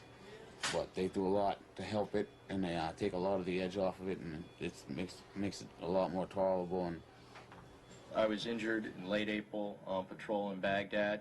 A couple of guys come out and ambushed us. I got nerve damage and stuff like that. I've got a lot of pain. I'm constantly in pain. Take a lot of morphine to help with that and stuff. Doing, you know, just readjusting, getting life back on track. You know what I'm saying? As you're not going to do what it is that I did before. I was a Republican for quite a few years, and for some reason they conduct business in a very dishonest way. I'm going to be incredibly active in the Democratic Party down where I live once I get out. So I'm going to definitely do my best to ensure that the Democrats win control. Iraq, Baghdad. I didn't know anything of those things. And we were in the hallway in the upstairs of our house, and he was crying, and he said that he was really scared, and he didn't want to have to go to Iraq. So we were able to have a whole conversation about sometimes some fear is healthy, because it keeps our senses about us. And that's when he told me that he had not told anybody else, but he knew he was going to Baghdad. We were, as everybody, we were glued to the TV. Just glued, completely glued to the television in hopes of seeing a glimpse of him. Can't you please go over to where the helicopters are? Can't you please let us see him? Then that night, it was about 10-something, I went upstairs to the bedroom, and I was laying in bed, and I was flipping the channels with the remote. All I heard was Black Hawk Down, South Central Iraq. What I can tell you at this hour is that last night the Army did indeed lose a Black Hawk helicopter. We are being told by officers on the ground that there were 6 occupants inside the Black Hawk. So the next morning, I got up and I said, you push those thoughts out of your mind. Okay, Jesus, I need you to come in. I need you, Jesus. You got to help me through this. The Army called me, and I remember getting on the phone and him asking me, was I Lila Lipscomb? And I said yes, and he said, mother of Sergeant Michael Pedersen. And I remember dropping the telephone. And all I can honestly say that I remember is, ma'am, the United States Army, the Secretary of Defense, regretfully informs you. That's all I know. The grief grabbed me so hard that I literally fell on the floor. And I was alone. I didn't have anybody to pick me up. So I literally crawled over to my desk and was hanging on. And I remember screaming, why does it have to be Michael? Why did you have to take my son? Why is it my son that you had to take? He didn't do anything. He wasn't a bad guy. He was a good guy. Why did you have to take my son? I can't imagine what it would be like to lose a son or a daughter or a husband or a wife, for that matter, and it pains me. You had his last letter? And it was mailed March 16th, but I didn't get it until probably a week before he was killed. Hello. Hey, Mama. Well, sorry I haven't been able to call. They took the phone 7 days ago. I got the letter and box. That is so cool. Your first grandson came the same day your oldest son did. How is everyone? I'm doing fine. We are just out here in the sand in windstorms, waiting. What in the world is wrong with George? Trying to be like his dad, Bush. He got us out here for nothing whatsoever. I am so furious right now, Mama. I really hope they do not re-elect that fool, honestly. I am in good spirits and I am doing okay. I really miss you guys. Thanks for the Bible and books and candy. I really look forward to letters from you guys. Well, I'll tell all the family hello and that I am doing fine. We don't expect anything to happen anytime soon. I cannot wait to get home and get back to my life. Tell Sputnik congrats, and I'll see my first nephew soon. As soon as I get back to the States. Hope you guys are doing okay, and keep sending the mail. It makes getting through the days easier. Well, I am on my way to bed, so I will write you guys soon. I love and miss all of you guys.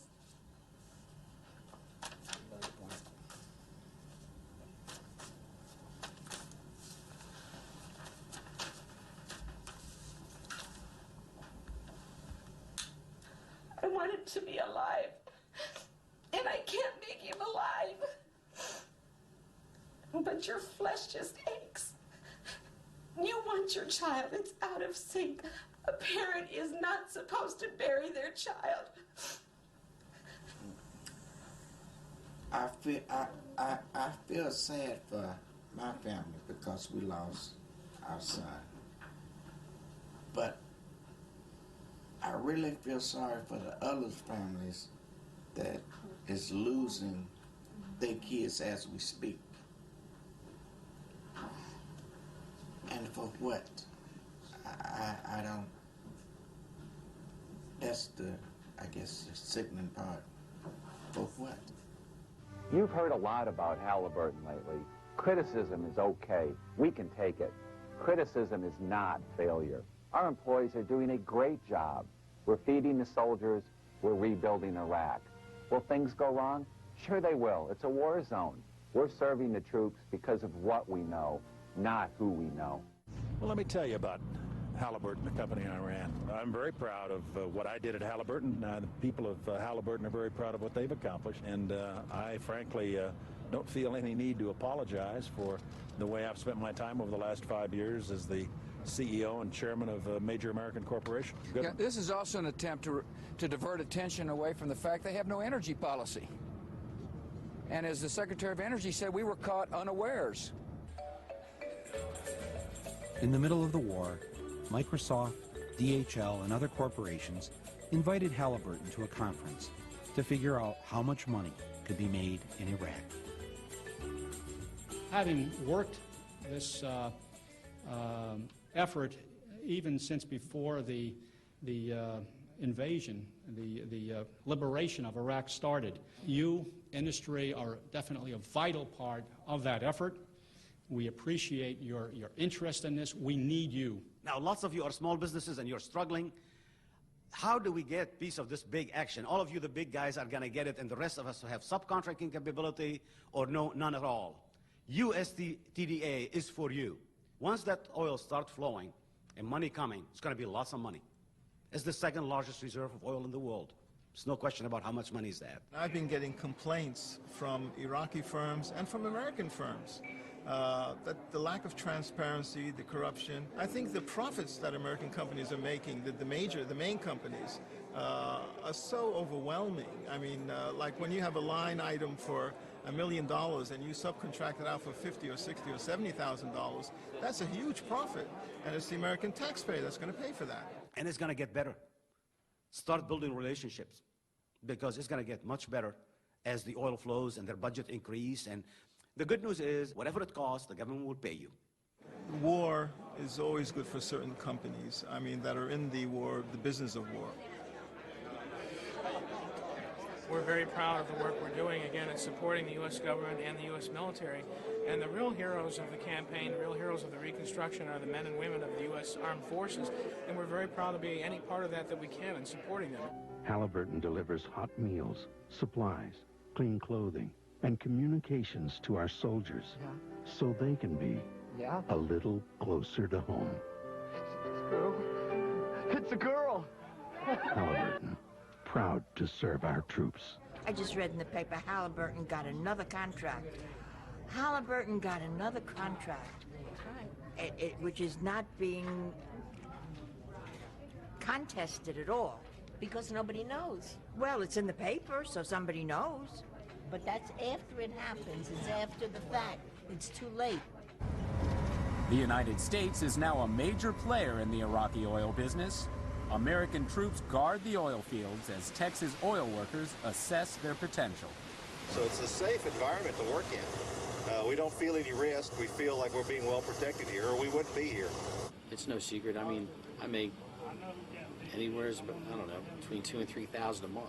A Halliburton employee out here driving a bus can make all between $8,000 and $10,000 a month. Explain that one to me. For 40 hours a week, driving the same 2.5-mile route. Go figure. Where's the justification in that? There's no other single area of the world today with the opportunity for business, new business, similar to the opportunity that's available today in Iraq. The president went in and did what he did, and we're all supporting him and our troops, and we want to make sure that, you know, the efforts and the lost lives, and it wasn't for no reason. If it wasn't for the oil, nobody would be there. Nobody would worry about it. Unfortunately, at least for the near term, we think it's going to be a good situation or a dangerous situation, good for business, bad for the people. Today on the news, Rumsfeld was saying, and Wolfowitz was saying, oh, the Iraqi people are much, much better off. Isn't it better that we got rid of Saddam and now the Iraqi people can do what they want to do and really be free? Will they ever be free? No, they'll not be free. And where are the weapons of mass destruction? We were duped. We were really duped. And these poor people, the young men and women who are being killed there, it's unnecessary. That's it. No more. Disgrace. They died in a just cause for defending freedom, and they will not have died in vain.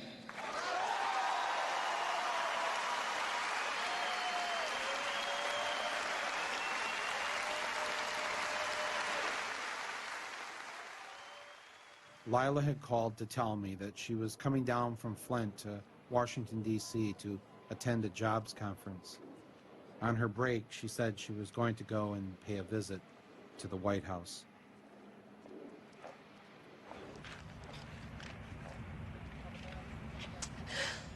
Who's killed children? Iraqi children. My son killed. Kill my people in Spain. Yes. These false lies kill people, your children too. Yes, my son. They have no business to do in Iraq now. And they're killing all these young Americans. Yes. For what? For oil. Bush is a terrorist. No, he isn't. This is all staged. He's a Bush of This is Iraq. all staged. He's the My Bush son. of Iraq. Where was he You killed? tell me, my son. Where was he is killed? not a Bush is the stage. Bush of Where was he Iraq. killed? He Kill was my killed in people in Karbala. Spain by lying. And driving April the leader 2nd at is night not a to war. stage. My son is They dead. didn't have to go to war. There are a lot of they other didn't people have to too. attack our people because of Bush. Look at it. Blame Al-Qaeda. What'd that woman yell at you? That I'm supposed to blame the Al-Qaeda? The Al-Qaeda didn't make a decision to send my son to Iraq. Ignorance that we deal with everyday people, because they don't know. People think they know, but you don't know. I thought I knew, but I didn't know.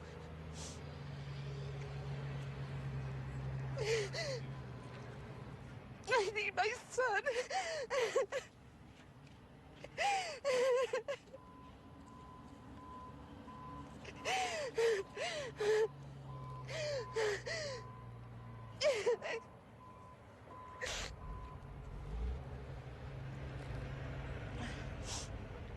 God's tougher than I thought it was gonna be to be here. But it's freeing also, because I finally have a place to put all my pain and all my anger and to release it.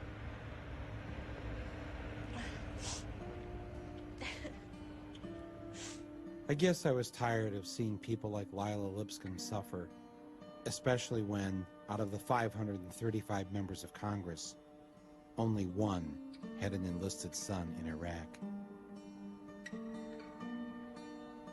I asked Corporal Henderson of the United States Marine Corps to join me on Capitol Hill to see how many members of Congress we could convince to enlist their children to go to Iraq. Congressman, I'm Michael Moore. Hey, Michael, how are you doing? I'm good. John Tanner. Hey, nice to meet you. Very nice to meet you. What y'all doing? Well, I'm here with Corporal Henderson, United States Marine Corps. Corporal, I was in the Navy years ago, 1968 to 72. We had Marines guard the base. Do you have kids? Yeah. If there's any way we can get them to enlist and go over there and help out with the effort. Got all the brochures. And one of them got 2 children. Oh, yeah. Well, see, there's not many congressmen that have got kids over there. In fact, only one. You know, so we just thought maybe, you know, you guys should send your kids there first. That's right. What do you think about that idea? I don't disagree with it. Oh, you don't? No. All right. Oh, good. Well, here, take some brochures then. Here, at least take a Marine brochure. I think, yeah. And pass it around. Yeah. Well, encourage fellow members that, you know, if they're for the war, to get behind it, you know, and send their own. Thank you, man. Thank you, sir. Thank you very much. Congressman? Michael Moore. How you doing? Good, good. Trying to get members of Congress to get their kids to enlist in the Army and go over to Iraq. Congressman? Congressman? Congressman Castle? Congressman Castle. Congressman Doolittle. Michael Moore. I'm wondering if, is there any way to... Of course, not a single member of Congress wanted to sacrifice their child for the war in Iraq. And who could blame them? Who would want to give up their child? Would you? Would he? I've always been amazed that the very people forced to live in the worst parts of town, go to the worst schools, and who have it the hardest, are always the first to step up to defend that very system. They serve so that we don't have to. They offer to give up their lives so that we can be free. It is, remarkably, their gift to us. And all they ask for in return is that we never send them into harm's way unless it's absolutely necessary. Will they ever trust us again? He had used weapons. We know where they are. They're in the area around Tikrit and Baghdad and east, west, south, and north. There is a tie between Iraq and what happened on 9/11. The struggle can only end with their complete and permanent destruction. We wage a war to save civilization itself. We did not seek it, but we will fight it, and we will prevail. George Orwell once wrote that it's not a matter of whether the war is not real or if it is. Victory is not possible. The war is not meant to be won. It is meant to be continuous. A hierarchical society is only possible on the basis of poverty and ignorance. This new version is the past, and no different past can ever have existed. In principle, the war effort is always planned to keep society on the brink of starvation. The war is waged by the ruling group against its own subjects, and its object is not the victory over either Eurasia or East Asia, but to keep the very structure of society intact. There's an old saying in Tennessee, I know it's in Texas, probably in Tennessee, that says, "Fool me once, shame on you." If fool me, we can't get fooled again. For once, we agreed.